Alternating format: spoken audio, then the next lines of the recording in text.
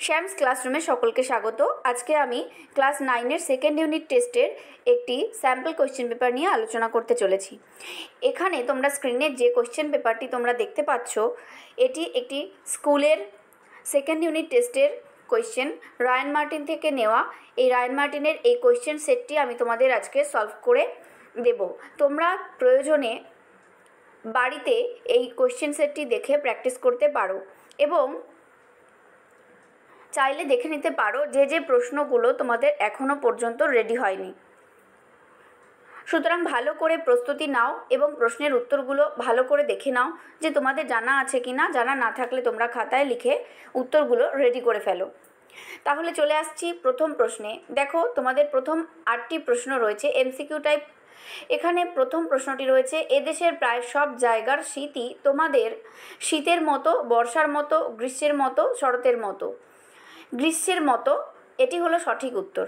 বুঝতেই পারছো, স্বামী বিবেকানন্দের চিঠি থেকে এই উদ্ধৃত লাইনটি নেওয়া হয়েছে। 2 নম্বর প্রশ্ন, পোড়ার মুখে কাপড়ে মিনসে বলতে বোঝানো হয়েছে যে কাপড় তৈরি করে যে কাপড় পাঠিয়েছে পদ্মলোচনকে মেলার কাপড় বিক্রেতাকে। সঠিক উত্তরটি হবে অপশন গ, অর্থাৎ পদ্মলোচনকে। এটি রাধারানী থেকে নেওয়া হয়েছে। নেক্সট, যা গিয়ে ওই উঠানে তোর দাঁড়া, উঠানের কোথায় দাঁড়াতে বলা হয়েছে?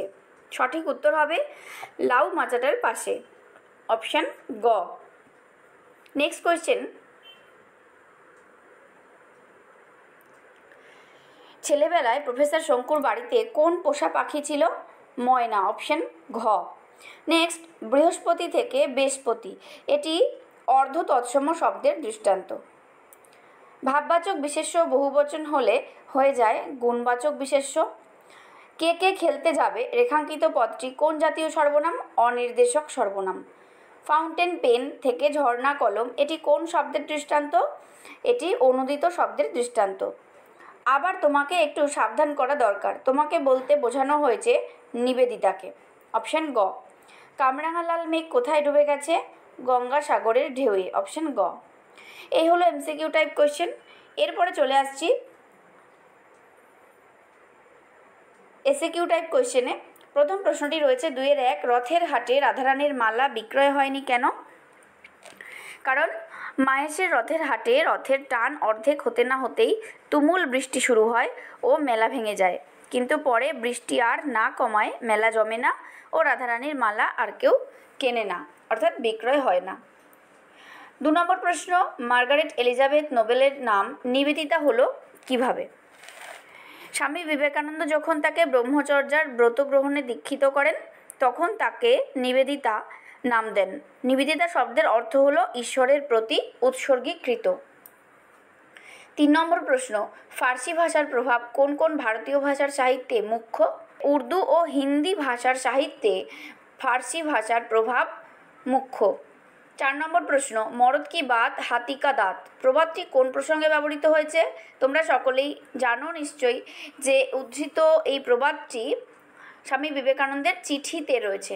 এখানে এই প্রবাদটির অর্থ হলো প্রকৃত পুরুষ মানুষের কথা, আর হাতির দাঁত একবার বেরোলে আর ভিতরে যায় না।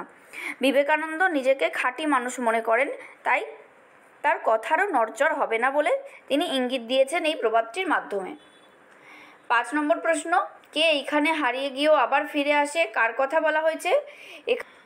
উদ্ধৃত অংশটি আবহমান কবিতা থেকে নেওয়া হয়েছে। আবহমান কবিতায় জন্মভূমি বাংলা ত্যাগী প্রবাসী নগর জীবনের যান্ত্রিকতায় ক্লান্ত মানুষের কথা বলা হয়েছে। 6 নম্বর প্রশ্ন, ইনকিলাব শব্দটি বাংলায় কে এনেছেন? ইনকিলাব শব্দটি বাংলায় এনেছেন কাজী নজরুল ইসলাম। 7 নম্বর প্রশ্ন, তৎসম শব্দ কাকে বলে? যে সমস্ত শব্দ সংস্কৃত থেকে সরাসরি বাংলা ভাষায় প্রবেশ করেছে সেই সমস্ত শব্দগুলোকে বলা হয় তৎসম শব্দ, যেমন কৃষ্ণ, চন্দ্র ইত্যাদি। 8 নম্বর প্রশ্ন কি?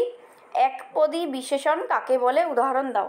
একপদী বিশেষণ হলো একটিমাত্র পদের সাহায্যে যে বিশেষণ গঠিত হয়, যেমন হিংস্র পশু। এখানে হিংস্র হচ্ছে বিশেষণ, তাহলে যেহেতু একটিমাত্র পদ দিয়ে এই বিশেষণ পদটি তৈরি হয়েছে তাই এটি হচ্ছে একপদী বিশেষণ। নেক্সট কোয়েশ্চেন, নিম্নরেখাঙ্কিত পদটি কী ধরনের বিশেষ্য নির্ণয় করো। যিনি খান চিনি তারে যোগান চিন্তামণি। এখানে চিনি শব্দটি কী ধরনের বিশেষ্য? সংজ্ঞাবাচক বিশেষ্য। 10 নম্বর প্রশ্ন, উৎসের দিক থেকে শব্দ দুটি কোন শ্রেণীর নির্ণয় করো। ব্যামো, এটি ব্যামোহ থেকে এসেছে। ব্যামোহ একটি তৎসম বা সংস্কৃত শব্দ। আর হুকো, হুকো হচ্ছে আরবি শব্দ হুক্কার অপভ্রংশ রূপ।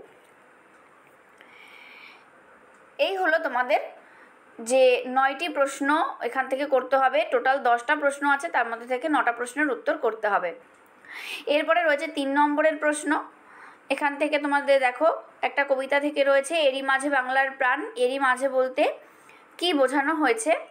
আর আমরাও ভিখারি হইয়াছি, কিভাবে ভিখারি হয়েছে, এটাও রাধারানী থেকে নেওয়া হয়েছে।